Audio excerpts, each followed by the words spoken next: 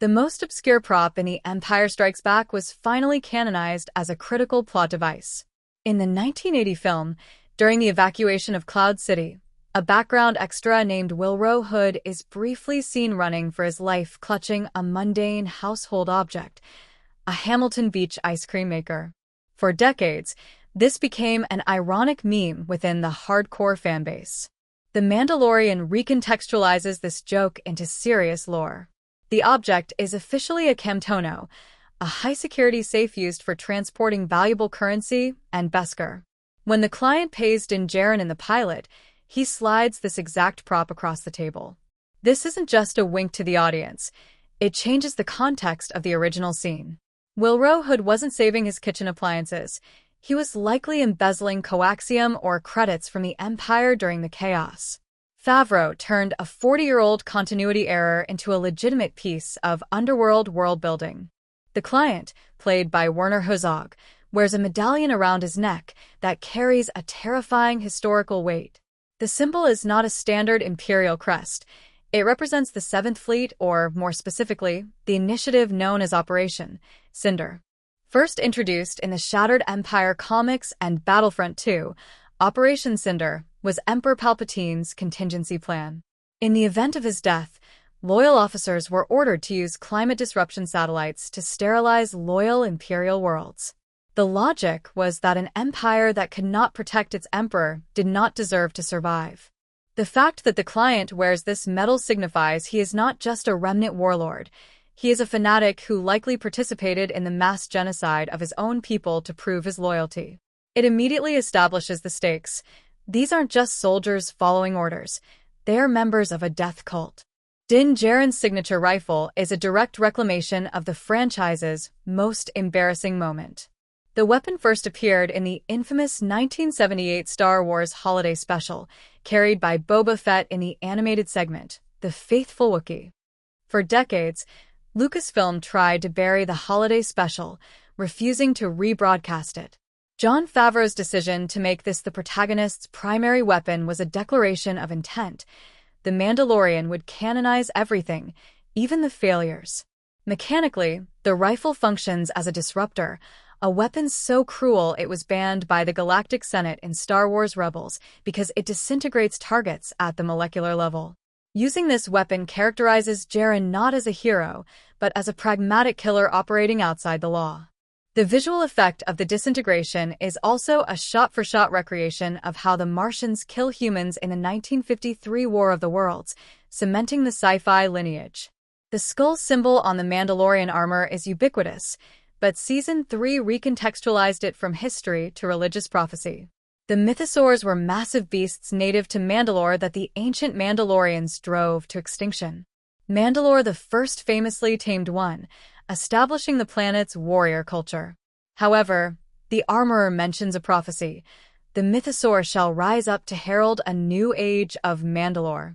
Most characters, including Bo-Katan, believe the beasts were purely mythological or extinct. The glimpse of the living Mythosaur in the living waters under the mines of Mandalore fundamentally shifts the political landscape.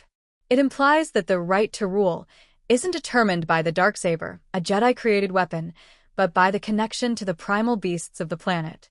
Bo-Katan seeing it and keeping it secret suggests she knows her claim to the throne via the Darksaber is illegitimate compared to the ancient laws. Dr. Pershing's patch. The scientist Dr. Pershing is the key to connecting the Mandalorian to the sequel trilogy's cloning plot. The patch on his arm is distinct from the standard Imperial insignia. It is the logo of the Kaminoan cloners from Attack of the Clones, stylized for the Empire. This visual detail confirms early on that the Remnant's interest in Grogu is genetic. However, Pershing is not just a cloner, he is a Strandcast engineer. In the Star Wars timeline, this connects directly to Project Necromancer and the creation of Supreme Leader Snoke. The Empire isn't trying to clone a Jedi, they're trying to engineer a body capable of holding a high M-count, midichlorians, without decaying, something Palpatine struggled with in his clone bodies. Pershing's uniform proves that the Mandalorian is functionally a prequel to the rise of Skywalker, explaining the decades of failed experiments required to bring the Emperor back. It is obvious that The Mandalorian is a Western, but the specific shot composition reveals it is a remix of Sergio Leone and Akira Kurosawa films, where Mando trains farmers to defend their village against raiders. An ADST is a beat-for-beat remake of Kurosawa's Seven Samurai and its American remake, The Magnificent Seven. The visual language of the ADST in this episode is tweaked to resemble a dinosaur or a dragon, glowing red eyes in the dark, jerky movements, forcing the sci-fi tech to fit the monster archetype of the samurai genre. Furthermore, the relationship between Din and Grogu mirrors the manga Lone Wolf and Cub, where a disgraced executioner pushes his infant son around in a cart while fighting assassins. Favreau didn't just borrow the vibes of these genres, he utilized their exact narrative structures to rebuild the Star Wars universe from its foundational cinematic DNA. The robotic soldiers in the Season 2 finale canonize a massive chunk of 1990s video game lore. The Dark Troopers originated in the 1995 FPS game Star Wars: Dark Forces. In the game, now Legends, the project was headed by General Rummoke and involved 3 phases. Phase 0 were cyborg veteran clones, while Phase 3 were massive exoskeletons. The Mandalorian streamlines this. Moff Gideon explicitly states these are third-generation design, confirming that the human element has been removed entirely. This solves a major tactical error of the Empire: human weakness. By removing the pilot, the Empire admits that their philosophy of quantity over quality, stormtroopers, failed. The inclusion of these droids also serves to power-scale Luke Skywalker. Mando struggled to kill one. Luke destroyed an entire platoon effortlessly, visually establishing the vast power gap between a skilled warrior and a Jedi Master. When Boba Fett reclaims his armor in Season 2, he shows Din Djarin a holographic chain code to prove ownership. Most viewers saw this as gibberish, but the Orbesh text is translatable and resolves a 20-year-old debate. The text translates to: Foundling, took into the year, the mentor Jastiel, Father Fett. Jastiel is a canonized typo for Jaster Mariel. In the old Legends continuity, Jaster Mariel was the Mandalore who adopted Jango Fett after his parents were murdered. When George Lucas made the Clone Wars, he retconned this, with Prime Minister Almec claiming Jango was just a common bounty hunter who stole the armor. Fans hated this change. The chain code in The Mandalorian restores the original lore. Jango Fett was a foundling and a legitimate Mandalorian veteran of the Civil Wars. This makes Boba Fett the rightful heir to the armor, not a thief, effectively overriding George Lucas's controversial retcon. The Spider Problem. In Chapter 10, The Passenger, Mando battles a swarm of ice spiders. These creatures are a deep cut to the original creative vision of Star Wars. They are the knobby white spiders, originally designed by legendary concept artist Ralph McQuarrie for the swamps of Dagobah in The Empire Strikes Back. They were cut from the original film due to budget and technological limitations. Filoni and Favreau constantly used The Mandalorian to bring McQuarrie's unused Art of Star Wars portfolio to life. The distinct look of the show, the matte painting backgrounds, the blocky architecture on Navarro, and the creature designs are all attempts to reverse-engineer the aesthetic of 1977. Using the knobby white spiders isn't just a creature feature, it's an act of archival restoration, putting Lucas's original discarded ideas back on screen. The Tusken Raiders celebrate the death of the Krayt Dragon by harvesting a massive pearl from its gullet.